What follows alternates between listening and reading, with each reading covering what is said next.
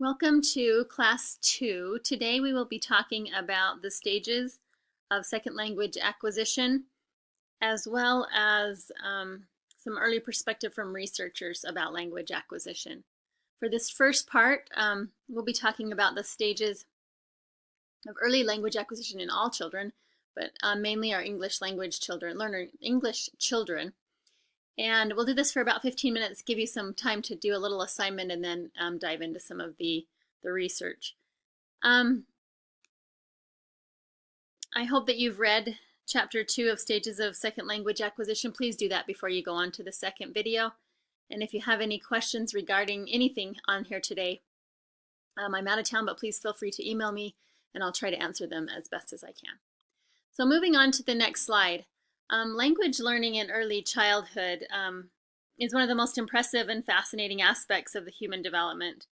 We often listen. In fact, I have my own grandchild that I love to. I'm just 3 months old even, and he's starting to make these little sounds of coos and indistinguishable sounds, but they're so cute. We laugh. We talk to them in baby conversations. They start to say, they babble with b, or ma.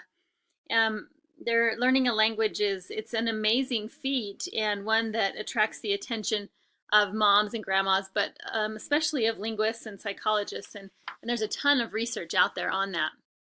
One of the most remarkable things is that first language acquisition is, to a high degree, very similar to children all over the world. And researchers believe that there is a developmental sequence of learning. Tiny babies are capable of very fine auditory discrimination. They know the difference between pa and ba, but some of those sounds leave if there's not those sounds or phonemes in their language later on. Babies soon start to begin making distinguishing between sounds that are not phonemic in their language and that are spoken around them. They start to learn functions of words and grammatical morphemes. They start to learn word order, and it reflects the order of the language they're hearing. They start to combine words that have meaningful relationships and make more than just a list of words, but they come together. At 12 months, most babies begin to produce words that are recognizable, and by age 2, children are readily able to produce almost 50 different words, and they're beginning to combine them into simple sentences. Now, it's important to remember that these emerge and can be in predictable patterns, but they're not acquired at the same age rate. And so we have to be very careful that we don't, look at a child and think, why aren't they doing this in this time and in this order? Because it does happen at different ages and stages. We also know that they develop grammatical morphemes at certain stages, and they acquire these in an order of acquisition. Most of them will begin by using present progressives like the ing, for example, in mommy running. They next move to plurals like adding an S of 2 books.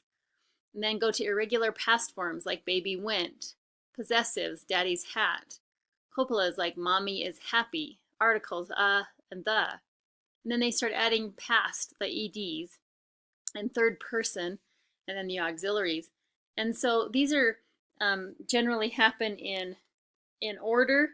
They kind of an interesting thing, they found out that they master these in an order, but not in a reverse order. It has to kind of go progressively this way. A study was done by Jean Berko Gleason and found that these were learned no matter what the words were. She actually did something that's come to be called the WUG test. And in this test, she found out that by generating patterns to words they had never heard before, children still show that their language development is much more than just memorized words, but they could actually apply those grammatical morphemes to those words. So we're going to watch this really quick so you can see that.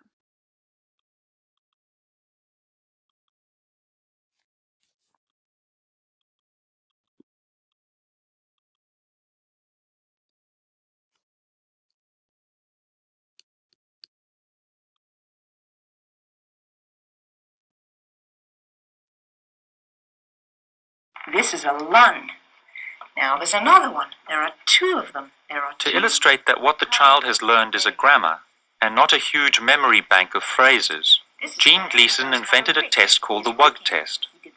This test shows how children can apply the rules of their language even to nonsense words that they could never have heard before. Now there's another one. There are two of them. There are two Wugs. Right. Oh, look at this funny one. This is a man who knows how to bod. He's bodding. He did the same thing yesterday. What did he do yesterday? Yesterday he... Bodded. Bodded, right. This is a gutch. Now there's another one. There are two of them. There are two... Gutches. Right. This is a Bic who owns a hat. Whose hat is it? It is the... Bix. Now there are two Bics. They both own hats. Whose hats are they? They are the... Bix. Right. You'll find that very interesting that they could apply those to no matter what word she used. And just as a fun activity, you might consider finding someone that's less than 5 that you know and trying something like that with them, deciding what the similarities and differences were with those children at different ages and what grammatical morphemes were they able to produce and which ones were more difficult. All right, let's move on to negation. These also develop in stages. Children start with a single word, no, or they'll add 2 words like no cookie, maybe possibly 3 words, no comb hair. They move to stage 2 where the sentences have a subject and a verb that contain no and don't. Daddy, no comb hair, or Daddy, don't touch that. Sentences in stage 3 begin to follow the correct English patterns and are more complex. I can't do that. He don't want it. Might not be totally correct, but it's more complex. And then in stage 4, they start to add correct verb forms. You don't have supper. She doesn't want it. I don't have no more candles. Where they're using the double negative, but still using it in a more complex way. But they've also found that children develop questions and stages.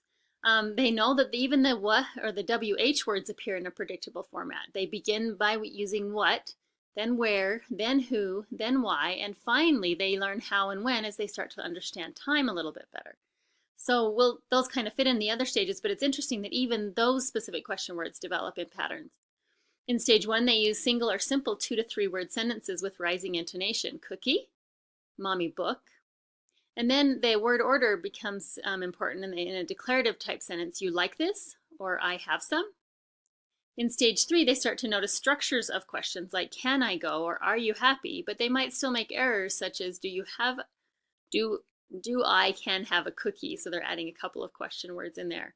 Or why you catched it. In stage 4, there's more variety and they start to add a subject or an auxiliary inversion. So they might say, are you going to play with me? Do dogs like ice cream? In stage 5, they start to connect the WH words with the yes or no questions. They might ask, and then doing those correctly, are these your books? Why did you do that? But negative questions may still be difficult for them. So they might say, why the teddy bear can't go outside? And then finally in stage 6, they correctly form all the question types, including all negative and complex embedded questions. And these are progressive, but not necessarily at specific ages or specific stages with children. And then we know that lots and lots of language happens in those preschool years and in their developing years. In preschool, by age 4, they have acquired the basic structures of the language or the language spoken around them. They continue to learn vocabulary at a rate of several words a day, and they begin to acquire less frequent and more complex linguistic structures such as passives and clauses. They begin to develop metalinguistic awareness, the ability to treat language as an object separate from the meaning it conveys. For example, they know it's silly to say, drink the chair. And it's not just, they're able to, differentiate those. Language acquisition in the preschool years is super impressive with over 20,000 hours that they might have in contact with a language. And by participating in conversations, eavesdropping, being read to, watching television. And they find that once they hit those school years, however, that it's a different environment and then new challenges come with the school and in their language. So moving on to the school years, learning to read gives a major boost to their metalinguistic awareness, and it leads children to a new understanding that language has a form as well as a meaning. They see words on the page that lead them to understand that the letters make something and they come together, and so there's meaning in that form. Vocabulary at this stage also grows at a rate between several hundred and more than 1,000 words per year, but that depends on the child's ability to read. So if they're struggling with reading, they're going to struggle with building that vocabulary. And it's also important that we have them in the school years read a variety of text types so that they can continue to grow that vocabulary during these school years. Vocabulary is key throughout the school years in that development of language. And the other thing is they begin to learn the languages have registers. For example, written language is a different register than spoken language. Language used with a principal is different from playground language, and language in a science report is different from a narrative. And so you can see how complex the learning of languages are, but it's important to know that it does progress in stages. And as we look at that, you'll be able to see how these stages of language production and development and knowing and understanding those stages helps us to facilitate learning of a second language and work with the new students that we get that are trying to learn the language for the first time. So I'll shut this off and we'll take a few minutes to go through chapter 2 of classroom instruction that works for our ELLs, and then scroll down and you'll watch the next video on the perspectives of language instruction.